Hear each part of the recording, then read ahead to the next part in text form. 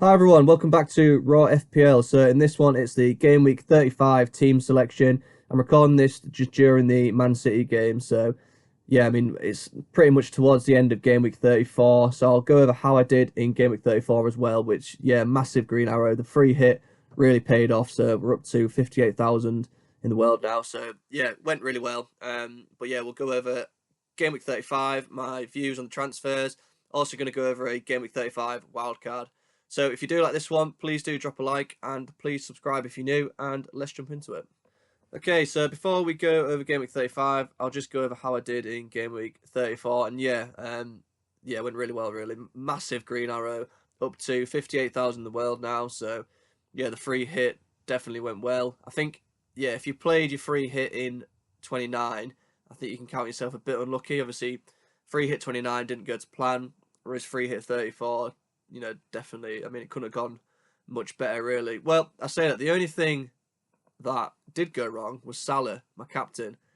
Literally, I could have captained anyone else and I would have got a better score. But, I can't complain too much.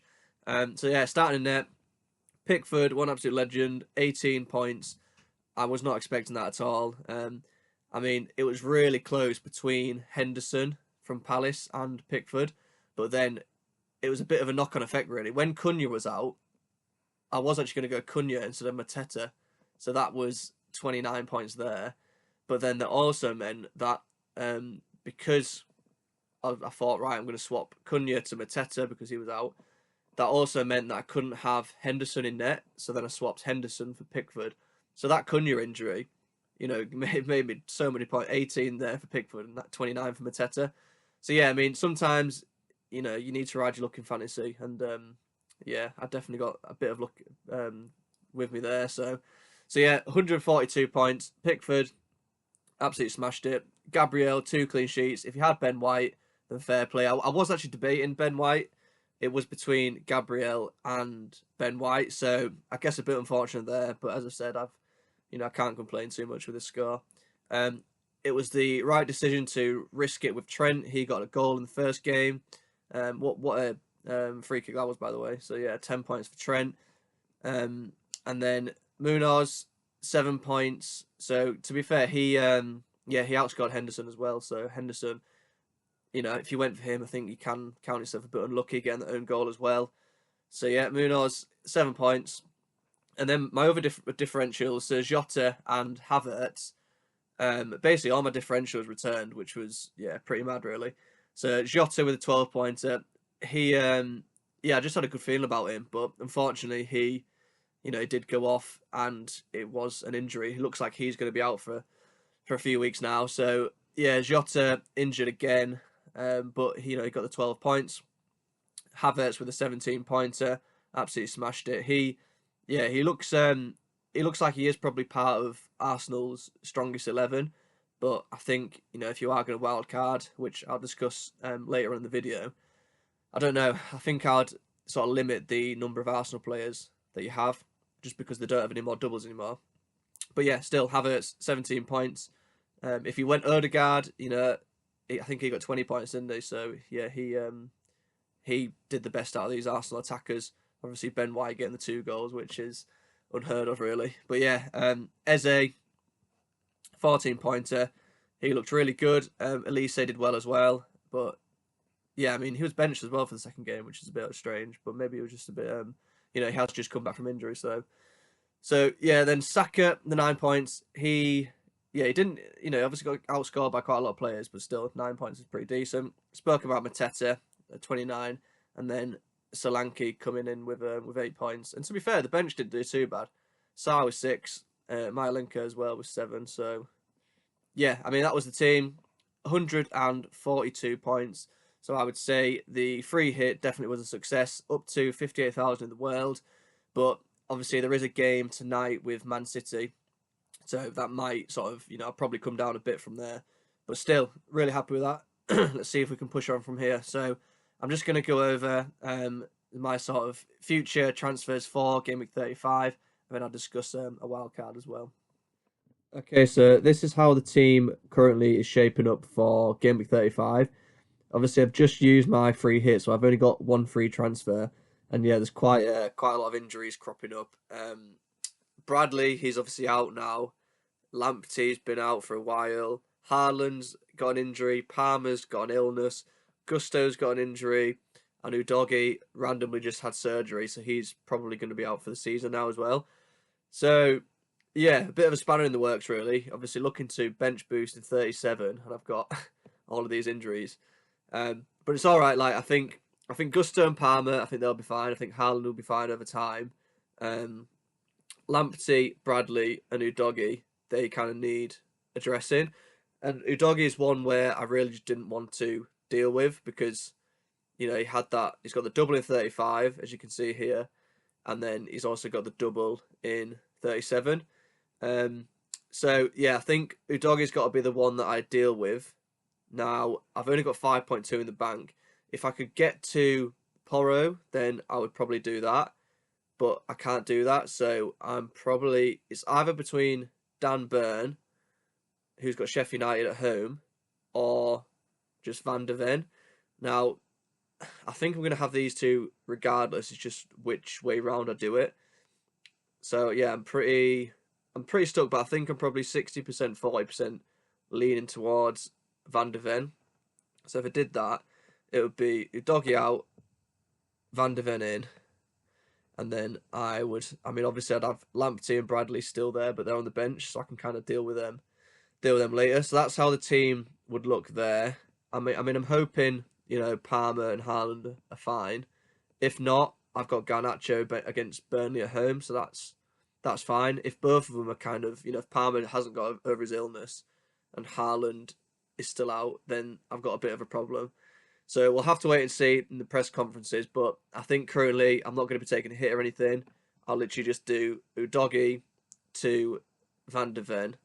So that's how the team looks for Game Week 35. Game Week 36, so this is when I'd probably look to get rid of Bradley. So I'll probably go Bradley out, Maguire in. He has that double. I'd probably play Maguire over Van de Ven. So Palace is not. I mean, Palace have been smashing it, so I'm not expecting a clean sheet there really. But that's how the team would look in Game Week 36. I mean, yeah, Maguire. If I had the money, I'd go Dalot, but I've not really got that much money. And I also want to try and get rid of Lamptey because he's obviously not playing. So that would be the team in Game Week 36. And then Game Week 37, the double. This is where I get rid of Lamptey. So get rid of Lamptey there. I'd get in someone like Dan Burn, maybe.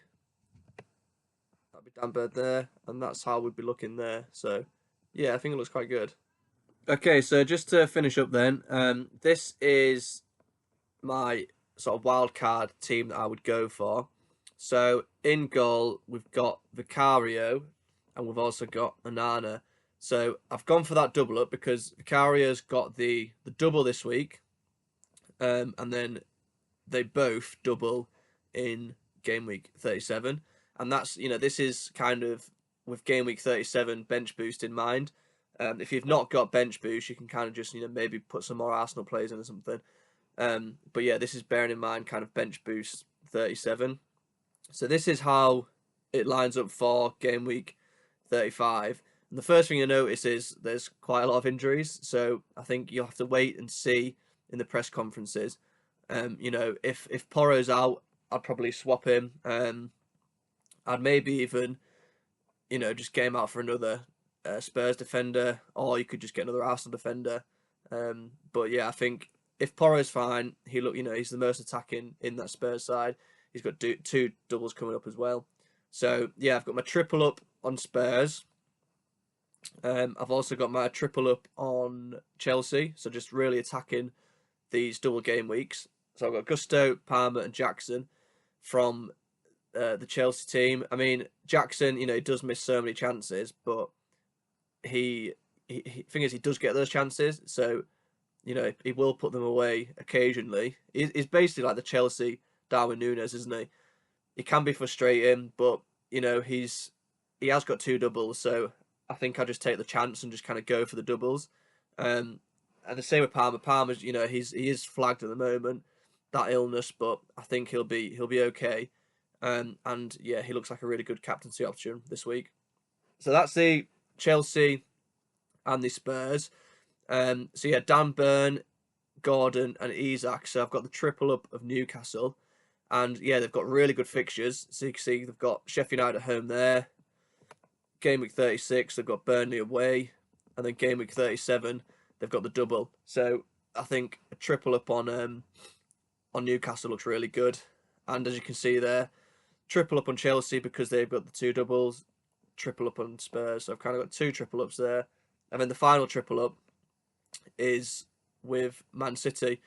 So if we go back to game week 35, so Haaland, I mean, he is obviously not playing tonight, but again, you have to wait in the press conferences, because even if he's not back for Forest, you've got Foden there, and like the bench, it kind of saves you a benching headache, because I don't really know who I'd bench really if Foden was if Haaland was actually fit. So you've got good options here. I'd just play Foden. It's pretty easy really, and then you kind of hope Haaland's back for 37. Because you don't want to be, wasting too many transfers. There's not long of the season left, so I'd have Haaland in, providing he's going to be back for 37. So yeah, the triple up would be Guardiola. I mean, he looks. You can't say he's nailed, but he looks. He's been playing quite a lot. He can be quite attacking as well. He's obviously, he scores quite a few long distance goals. So yeah, Guardiola. He's pretty cheap, 4.8 million. Or has he gone up now? He might have gone up actually. 4.9 million now. But yeah, look, I mean the fixtures again for City, they're pretty decent. So you've got Forest, you've then got Wolves at home, and then you've got Fulham and Tottenham. Which if Haaland's fit, you can obviously want to play him, and on your bench boost he'll be there. But yeah, again, we'll just have to wait and see with Haaland.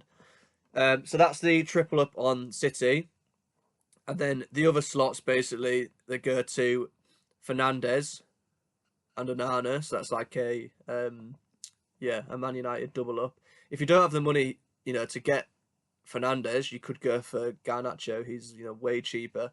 I just think if you do have the money, I'd go for Fernandes on penalties. He's starting to score quite a lot recently as well. And again, fixtures are good. Burnley at home. You've then got Palace away, which it's not too good from a defensive point of view, but from attacking, I expect they probably will score. And then you've got the double 2 home fixtures. Arsenal, Newcastle, and obviously you'll be bench boosting here. So that's the Man United double up. And the final spot is to Gabriel, which to be fair, you could. I think I'd probably just play him for this game here, Bournemouth at home. So you'll be on his bench. You'll be on the bench for game week 35, Tottenham away, and then you'd play him there. And then to be honest, providing nothing else goes wrong, you could, if you had to play him, Man United away is. It's not the end of the world, but you could look to sell him here. So yeah, you could sell him for a doubler, which is, yeah, I mean, I don't know. It's Man United away. You could play him. It wouldn't be the end of the world at all, but you could potentially just move him on for a doubler. So yeah, that's kind of what I'd go for on the wild card. As I said, a few injuries. If Porro's out, you could look to just swap him for maybe even like Van der Ven or someone. Or, you could even just, if he's not going to be out for long, you could just keep him, swap him, and just play Guardiola instead. So you could just do that. So, and then obviously Gusto, I think he'll be fine. Palmer, he should be fine. And then we'll have to just keep an eye on Haaland. So yeah, that's my game week 35 draft. Let me know in the comments, what would you change? Because I think it looks good. Obviously, I've already used my wild card, so you guys probably have put a lot more thought into it. But yeah, I think that looks good. I don't think I missed anything really. So yeah, let me know, what would you change? Okay, and there we have it then. That is the Game Week 35 team selection. If you did find it useful, please do drop a like and please hit that subscribe button if you're new. I'll be back after the deadline, so yeah, it'll be sort of beginning of next week. So best of luck, everyone. Hope there's lots of green arrows all around, and yeah, I'll see you next time.